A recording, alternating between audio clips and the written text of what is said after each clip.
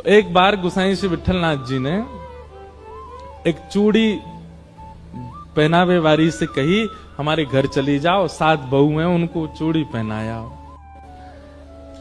लेकिन गोसाई श्री विठलनाथ जी ठाकुर जी को भी तो अपना लाला मानते हैं। तो 7 बहुओं ने चूड़ी पहनी, सबन ने चूड़ी पहन ली। जैसे सब गई और सब भीतर चली गई, वो चूड़ी वारी जैसे वहां से जान लगी, इतने में ही एक अत्यंत सुंदर सुकुमारी छोटी सी लाली आई गई और आकर के बोली, सबन को चूड़ी पहनाई दी, मोई भी तो पहनाओ, मैं या घर की सबसे बड़ी बहू हूं। तो चूड़ी पहनाई वाली जोड़ते हंसी, बोले इतनी बड़ी बड़ी बहू तो चूड़ी पहन गई, नेक सी छोरी कह रही है मैं सबसे बड़ी बहू। लेकिन उसकी रूप माधुरी को देख करके, उनके मुख की कांति को देख करके वो स्तब्ध रह गई। और वो मनहारिन बोली कि सही बताऊं लाली, तुम मेरे चूड़ीन के सवरे भंडार में तुम्हारे हाथ में सुशोभित हो ऐसी कोई चूड़ी ना है। परंतु उन नेक सी लाली को देख करके वो मनहारन कह रही है, नेत्रों में आंसू भराए, वो लाली तेरा स्वरूप इतना सुंदर है, तेरे हाथ इतने सुंदर है, तेरा मुखमंडल इतना सुंदर है, मैं तो हस्तकमल देख करके न्यौछावर रह गई हूं। वास्तव में तो मेरे पास तो पहनावे वाली कोई चूड़ी है ही ना है। तो सामने बैठी नेक सी लाली को मुख उतर गए। सबरी बहुवन ने चूड़ी पहन ली, मैं घर की सबसे बड़ी बहू, मैं बिना चूड़ी के कैसे रहूं। मनहारन बोली, लाली तू दुखी मत हो, एक काम कर, जेल तो इनमें तो जो अच्छी लग रही हो तो खुद ही चुन ले। और नन्ही सी किशोरी जी अपने हाथन से चूड़ी निकाल रही हैं और निकाल के स्वयं नहीं पहननी, वाकू दे रही हैं, लो पहनाओ। और वा के हाथ से सुंदर चूड़ी पहन करके और छमछम करती लाली चली गई। गुसाई जी ने कही, सबरो धन ले जाइयो मोते, जितनी चूड़ी पहनावे। मनहारन गई और जाके बोली, महाराज पैसा दो।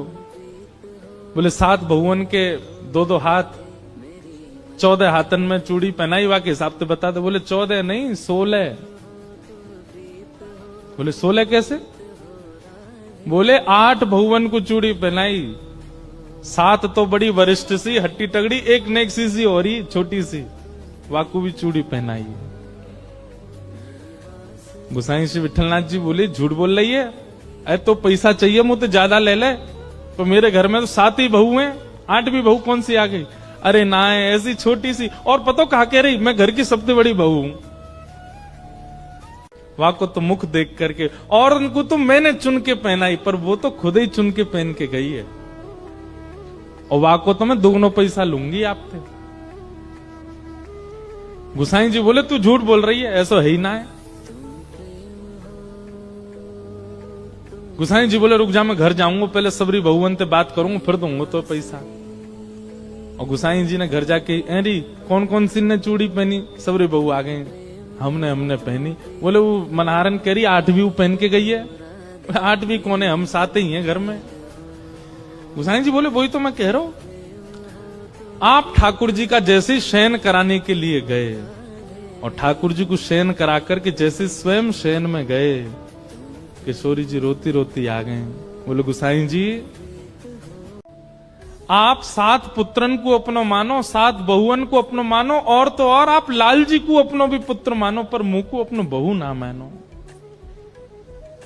गुसाई जी बोले, अरे श्री जी ऐसा क्या कह रही हो? बोले, आप ठाकुर जी के प्रति का भाव रखो? बोले, वो मेरे लाला हैं। तो बोले, वो तुम्हारे लाला हैं तो मैं तुम्हारी बहू ना भाई? बोले, नहीं श्री जी, आप तो मेरी बहू हैं ही। तो बोले, फिर आज जब मनहारन सबरी बहुवन को चूड़ी पहना, मैंने पहन ली, तो तुमने वाकू पैसा ही ना दियो। गुसाई जी के नेत्र सजल हो गए, तुरंत रोने लगे। बोले, अरे श्री जी मुझसे अपराध बन गए हो, मुझसे बहुत बड़ी भूल है गई, चूक है गई। श्री जी बात ऐसी है, मैं लाला को छोटो मानू ना, तो मेरे मन में ऐसा भाव है, अभी नेक्स्ट सो लाला या को भ्या भयो नहीं, परंतु आप और ठाकुर जी छोटे बड़े नहीं, आप तो नित्य संग रहो। आप तो हमेशा संग रहो, आपकी कोई आयु थोड़ी है कि या आयु में ब्याह होगा, आप तो नित्य संग रहो। मेरे दिमाग से बात न कर गई, मुझको क्षमा कर दो श्री जी।